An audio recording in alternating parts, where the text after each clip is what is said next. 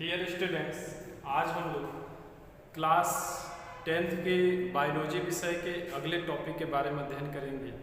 इससे पहले हम लोग हृदय के बारे में अध्ययन किए, हार्ट की संरचना, उनके लोकेशन, ठीक है, इनके बारे में अध्ययन किए। आज हम लोग अगले जो टॉपिक पढ़ेंगे वो है दोहरा रक्त परिसंचरण है या दोहरा रक्त परिवहन कहते हैं। दोहरा रक्त परिसंचरण या दोहरा रक्त परिवहन है, इसको हम डबल सर्कुलेशन कहते हैं।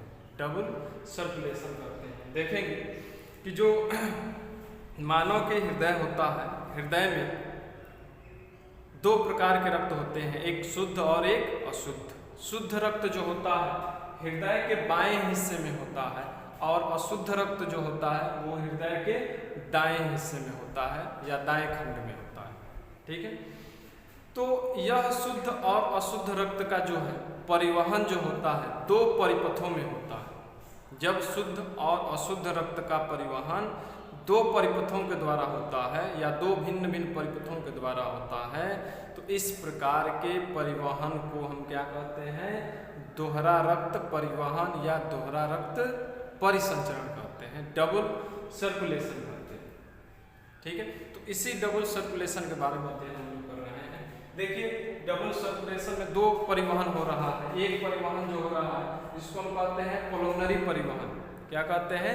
पुलमोनरी ट्रांसपोर्ट या सर्कुलेशन भी कह सकते हैं, या पुलमोनरी परिवहन भी कह सकते हैं, या परिसंचरण। दूसरा जो है दैहिक अथवा सिस्टेमिक परिवहन कहते हैं, या सिस्टेमिक ट्रांसपोर्ट या सर्कुलेशन कह सकते हैं, ठीक है। तो ये दो तरह के परिवहन होता है और दो भिन्न भिन्न परिपथों से होता है। कौन कौन से परिपथ? जैसे यहाँ पे देखिए, मान लीजिए ये हृदय है और हृदय के ये चार चैम्बर है, ठीक है। बायां अलिंद, बायां निलय, दायां अलिंद और दायां निलय, ठीक है। ये क्या है? पुलमोनरी सिरा है और ये क्या है? पुलमोनरी धमनी है। ये पुलमोनरी धमनी है और ये लंग्स है, फेफड़े हैं, ठीक है। और ये बॉडी मान लिया जाए, ये शरीर है।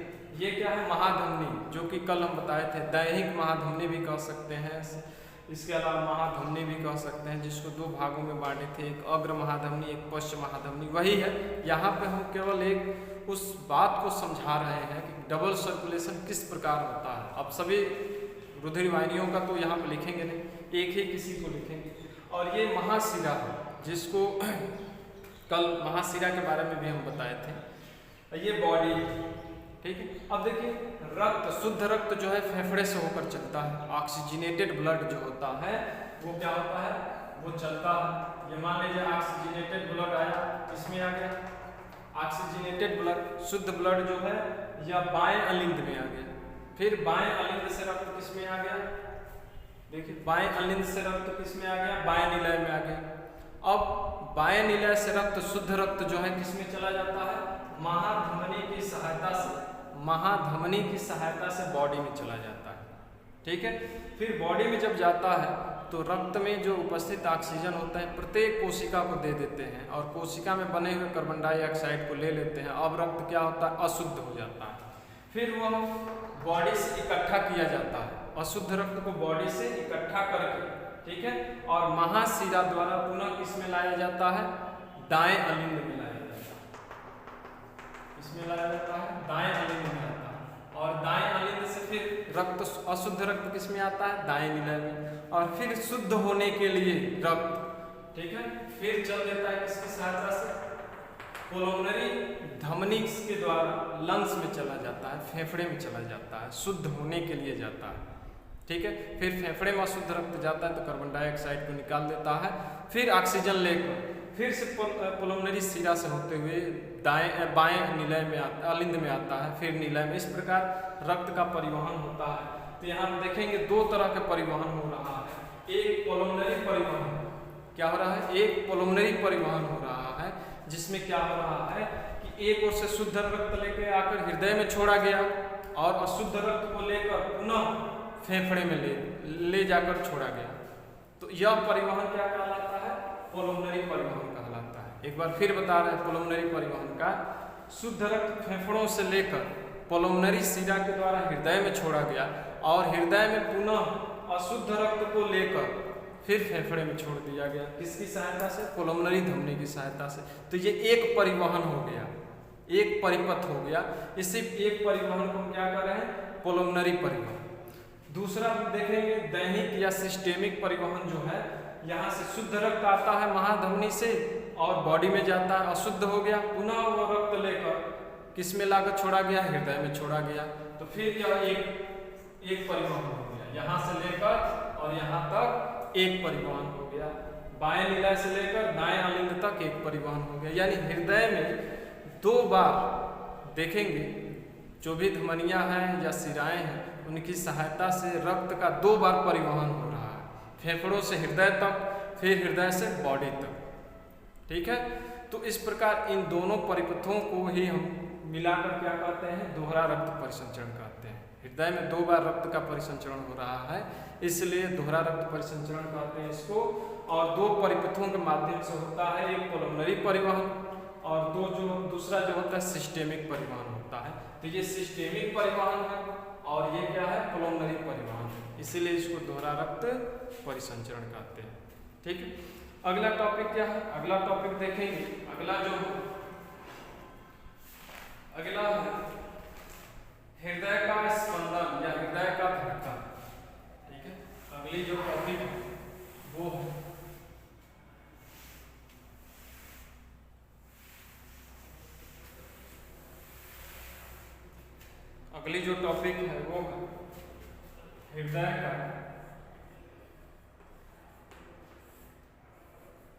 हृदय का स्पंदन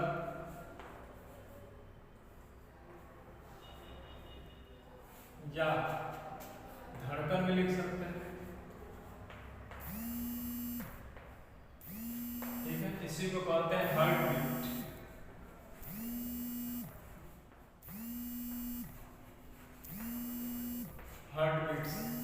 ठीक है, हृदय का स्पंदन या हार्ट बीट कहते हैं।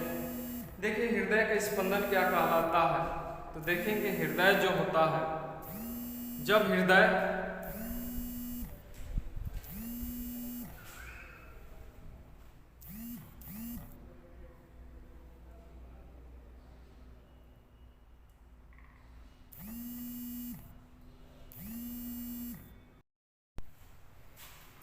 तो हृदय का स्पंदन या धड़कन क्या कहलाता है?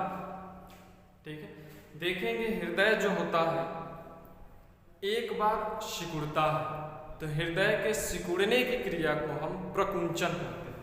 क्या कहते हैं? प्रकुंचन कहते हैं।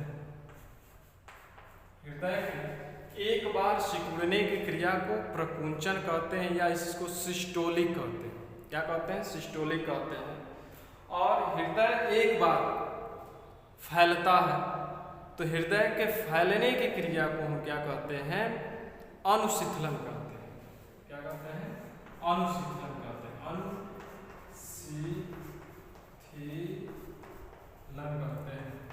अनुशीतलन कहते हैं।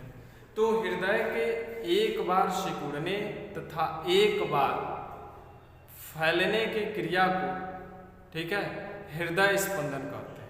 या दूसरे शब्दों में ये भी कह सकते हैं कि हृदय के एक बार प्रकुंचित होने तथा एक बार अनुशीतलन अवस्था में आने की क्रिया को हृदय का एक स्पंदन कहते हैं। ठीक है, हृदय का एक बार प्रकुंचित अवस्था तथा एक बार अनुशीतलन अवस्था में आने की क्रिया को ही हम क्या कहते हैं? हृदय का एक स्पंदन कहते हैं। प्रकुंचन को सिस्टोलिक कहते हैं और अनुशीतलन को डायसिस्टोलिक कहते हैं।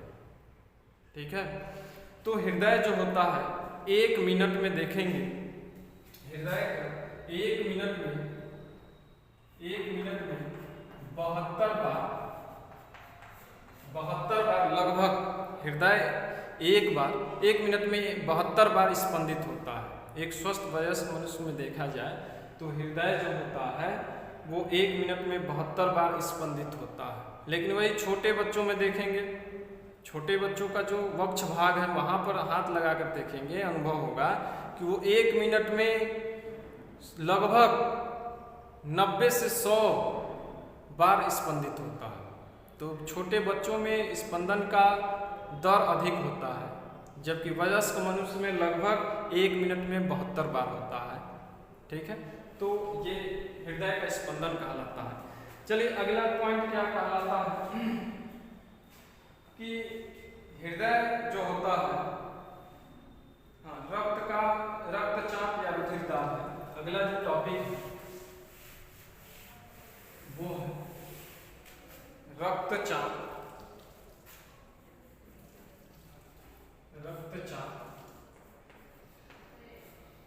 ठीक है, या इसको हम दूसरी भाषा में कहते हैं रुधिर दाब भी कहा जाता है, या रुधिर दाब, ब्लड प्रेशर कहते हैं, ब्लड प्रेशर, शॉर्टकट में बीपी कहते हैं, ब्लड प्रेशर कहते हैं या बीपी कहते हैं। देखिए ये रुधिर दाब क्या होता है, आप लोग से अक्सर सुने होंगे कि मेरा बीपी बढ़ गया है, मेरा बीपी घट गया है, ये अक्सर किसी न किसी व्यक्ति के द्वारा सुने होंगे। ये ब्लड प्रेशर है क्या, रुधिर दाब है क्या, रुधिर दाब या रक्तचाप क्या है? तो देखेंगे कि जब रक्त रुधिर वाहिनियों में फ्लो होता है, बहता है, तो ये रक्त जो होता है रुधिर वाहिनियों के दीवार पर दाब डालता है। इसी दाब को हम क्या कहते हैं, रुधिर दाब। ध्यान देंगे, मान लिया जाए ये रुधिर वाहिनी है, ये रुधिर वाहिनी है, ब्लड वेसल्स, और इसमें रक्त फ्लो कर रहा है, रक्त जो है फ्लो कर रहा है, बह रहा है। ठीक है, तो रक्त जब बहेगा तो रक्त जो होता है रुधिर वाहिनियों के दीवार पर, वाल पर, ठीक है, दाब डालता है। क्या करता है, दाब डालता है। क्या करता है, दाब डालता है। इसी दाब को हम क्या कहते हैं, रुधिर दाब कहते हैं। अर्थात कहने का मतलब है कि जब रक्त रुधिर वाहिनियों में बहता है तो रुधिर द्वारा लगाए गए रुधिर वाहिनियों के दीवार पर जो दाब होता है उसी दाब को हम क्या कहते हैं, रुधिर दाब कहते हैं, या रक्तचाप कहते हैं, या ब्लड प्रेशर कहते हैं। शॉर्टकट में से बीपी कहते हैं। ठीक है, देखेंगे कि जो रुधिर दाब होता है वो 2 प्रकार का होता है। कितने प्रकार के, 2 प्रकार का होता है रुधिर दाब। एक जो होता है उसे हम कहते हैं प्रकुंचन रुधिर दाब कहते हैं, प्रकुंचन रुधिर दाब। इसको इंग्लिश में कहते हैं सिस्टोलिक प्रेशर। ठीक है, सिस्टोलिक प्रेशर कहते हैं, एसपी लिखा जाता है शॉर्टकट में, प्रकुंचन रुधिर दाब होता है। ठीक है, दूसरा जो होता है अनुशीतलन,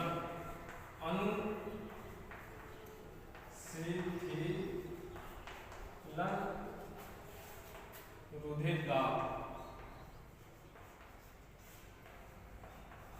इसे कहते हैं डायसिस्टोलिक प्रेशर कहते हैं, डीपी।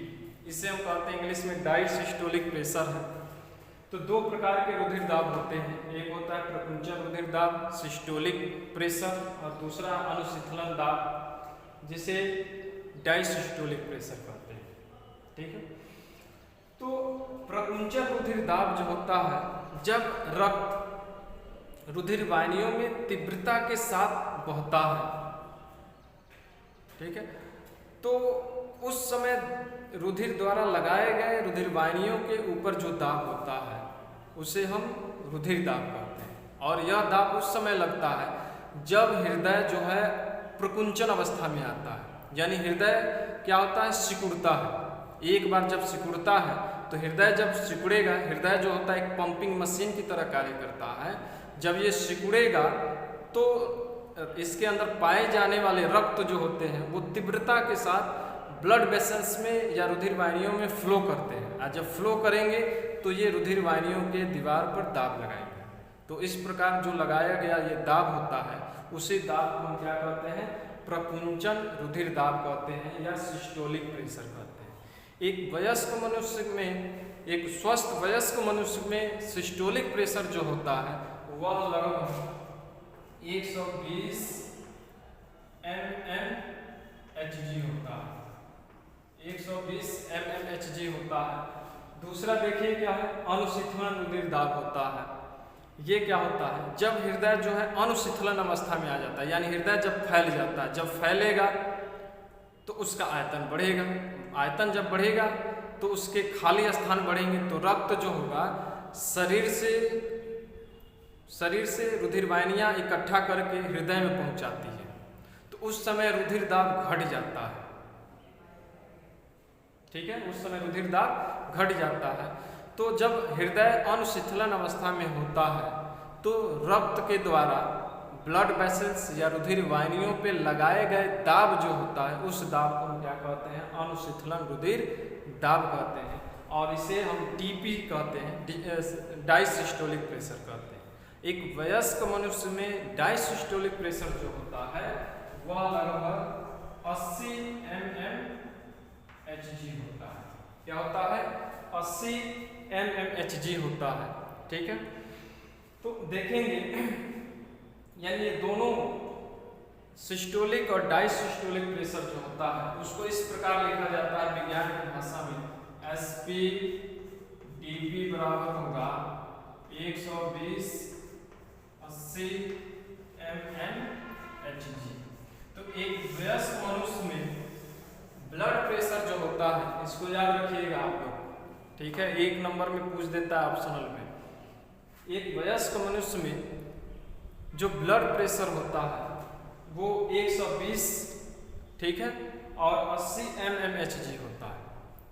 ठीक है, ब्लड प्रेशर को मापने के लिए कौन सा यंत्र होता है, तो ब्लड प्रेशर को मापने के लिए स्फिग्मोमैनोमीटर होता है। क्या होता है, स्फिग्मोमैनोमीटर होता है, लिख देते हैं यहाँ पे, स्फिग्मोमैनोमीटर।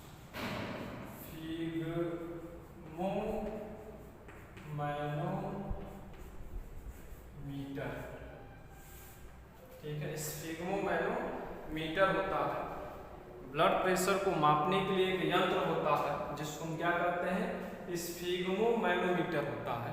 आप लोग देखे होंगे कि किसी हॉस्पिटल में गए होंगे या डॉक्टर के पास जब जाते हैं तो सबसे पहले आपके ब्लड प्रेशर को मापता है, मेजर करता है। किस प्रकार मेजर करता है, एक यंत्र होता है स्फिग्मोमैनोमीटर, उसको खोलता है, अब तो डिजिटल आ गया है, खोलता है, एक कपड़े का वो चौड़ा पट्टे के समान होता है, वहाँ पर बांध देता है, उसमें 2 नलियाँ होती हैं। ठीक है, और एक जो होता है ट्यूब होता है, देखेंगे उसमें पारा भरा होता है, उसमें देखना, उसमें लिखा रहता है 10 mmHg, 20 mmHg, 30, 40, 50, 60, 70, 80, 90, 100, 120, 30, इस तरह ऊपर की तरफ लगभग 240-50 तक लिखा रहता है। ठीक है, और फिर एक ट्यूब होता है, ठीक है, और उसको क्या करता है, लेकर उसको दबाता है हाथों से।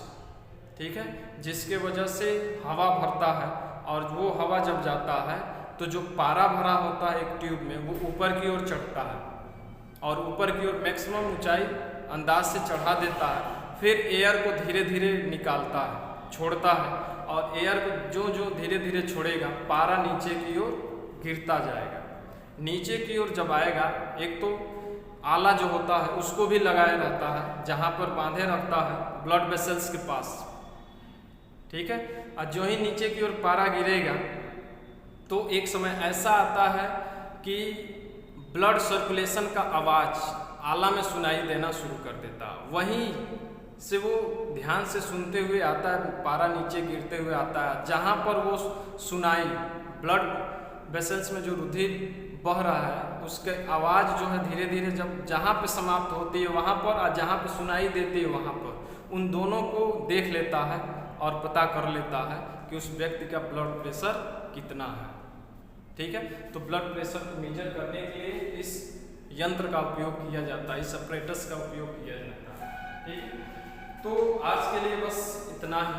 कल हम लोग लसिका के बारे में जानेंगे, लसिका तंत्र क्या है, इसके अलावा रुधिर वाहिनियों के बारे में जानेंगे, उनके प्रकार के बारे में जानेंगे। ठीक है, तो ये रहा। हाँ, हृदय का प्रमुख कार्य यही है, हृदय का प्रमुख कार्य है कि रक्त को पूरे बॉडी में क्या करना, संचरित करना। इसीलिए हृदय जो होता है इसको पंपिंग मशीन कहते हैं, पूरे बॉडी में पंप करता है रक्त को, याद रखिएगा।